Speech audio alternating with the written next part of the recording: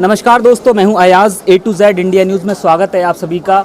आज हम आपकी मुलाकात कराएंगे उत्तर प्रदेश के जनपद कासगंज से नगर पालिका अध्यक्ष पद की प्रत्याशी हैं शशिलता चौहान जी, जो अब जनता के बीच पहुंच रही हैं, क्योंकि यहां पर दूसरे चरण की जो वोटिंग होनी है वो 11 मई को होनी है। मेरे साथ जुड़ रही हैं शशिलता चौहान जी। आइए उनसे जानते हैं किन किन मुद्दों को लेकर के आप जनता के बीच पहुँच रही हैं। मैं अपने पुराने कार्य में पहले भी चेयरमैन रह चुकी हूँ। मैं शशिलता चौहान नगर पालिका के जो इस समय मुख्य काम है, एक बहुत बड़े कर्जे में डूबी हुई है नगर पालिका। कर्मचारियों का वेतन और उनके फंड, ये तमाम PF जिनसे हमें काम लेना है, उनको जब रोटी नहीं मिलेगी तो काम कैसे करेंगे। एक मेरा कर्मचारियों का मुद्दा है। दूसरा मुद्दा है व्यापारियों के प्रतिष्ठानों में पानी भर जाता है।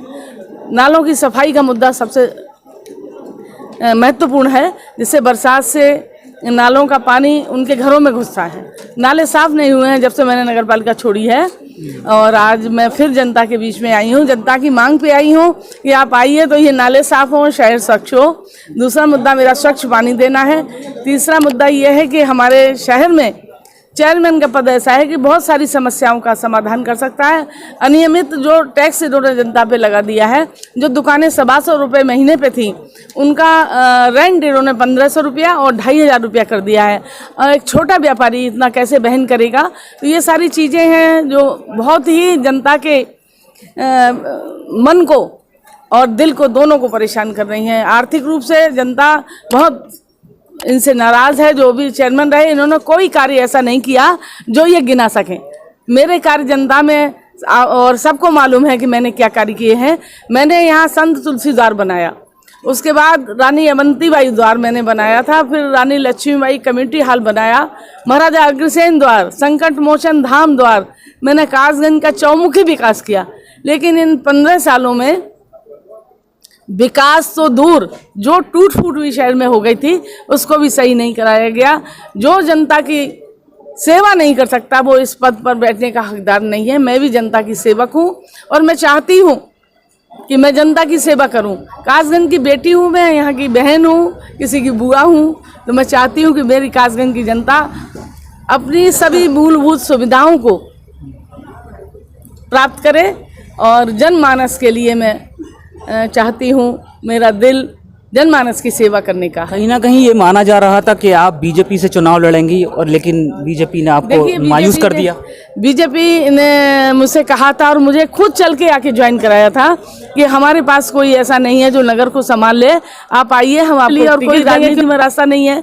मैं MLA नहीं हो सकती, मैं विधायक नहीं हो सकती, मुझे मालूम है। तो मैंने यही सोचा था कि नगर पालिका में सबसे अच्छा कार्य कर सकता है वो चेयरमैन कर सकता है, जनता के हित की बात सोच सकता है। मगर विगत जो भी चेयरमैन रहे, उन्होंने जनहित की बात ना सोच के अपने हित की बात की है। पैसे से लोभाकर इस सीट पर पहुंचे हैं। लेकिन मैं सच बता रही हूँ, मैंने जो भी किया है जनता के हित में किया था, और आज भी ये प्रण है कि मैं जितनी भी सुविधाएं दे सकती हूँ मैं जनता को दूंगी। एक बात और कहना चाहूँगी, यहाँ व्यापारी भी परेशान है, और सफाई के मामले में शहर इतना पिछड़ चुका है। जो नाले साफ नहीं हुए वो ऊपर तक चलते हैं और उनसे बीमारियां फैलती हैं। कूड़े के ढेर जगह जगह हैं। जब कर्मचारियों को पैसा नहीं मिलेगा वेतन का, तो कैसे वो जनता की सुविधाओं को। नगर पालिका तो कहीं ना कहीं 2nd नंबर पर जिले में स्थान प्राप्त किया। स्वच्छता के प्रति आप सवालिया निशान। ये सारे झूठे आंकड़े हैं। आप ये तो ऐसा है, कुछ भी भेज दो लिख करके, वो बेचारे यहाँ नहीं आते हैं। लेकिन जनता से पूछिए क्या हाल है। 15 साल में कोई भी नाला साफ नहीं हुआ है। स्वनिधि योजना के तहत तमाम जो वेंडर्स हैं उनको 20,000 रुपये तक का लोन दिया गया। आप तो सवालिया निशान उठा रहे हैं।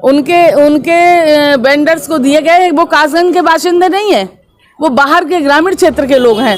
228 लोगों को यहाँ दिया गया, लेकिन 228 में 100 लोग भी कासगंज के नहीं है, बाहर के क्षेत्र के लोग हैं। अब उनके नाम पते कहीं नहीं मिल रहे हैं। ये बहुत बड़ा घोटाला हुआ है।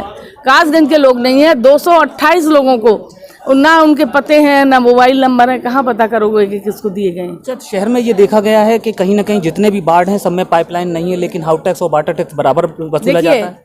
टैक्स तो देना पड़ता है। जहाँ पानी आप नगर पालिका के ही पी रहे हैं, लेकिन वहाँ पाइपलाइन अभी हैंडओवर हुई है और वहाँ लाइन नहीं है, पानी नहीं है, लेकिन पाइपलाइन को, अनियमित पाइपलाइन को इन्होंने हैंडओवर कर लिया। क्योंकि वो हैंडओवर करने में महा भ्रष्टाचार हुआ है। पाइपलाइन और कहीं पड़ी है, कहीं नहीं पड़ी है, बनी बनाई सड़कें टूट गई, लेकिन उनको मरम्मत नहीं कराया गया है। कासगंज में किससे मुकाबला मान रहे हैं आप अपना? मैं तो अपना मुकाबला किसी से नहीं मान रही हूँ। मैं सोच रही हूँ मैं सबसे पहले जीतूंगी। तो कहीं ना कहीं यही विश्वास है सभी प्रत्याशियों में, सभी उम्मीदवारों में, कहीं ना कहीं अपनी दावेदारी मजबूत बता रहे हैं। अब ये देखना होगा कि जनता किसके हक में इस वोट को करती है, और कहीं ना कहीं ये 13 तारीख का परिणाम से ही अब आपको मालूम पड़ेगा कि कासगंज जिले की कमान किसको दी जा रही है। देखते रहिए A to Z India news.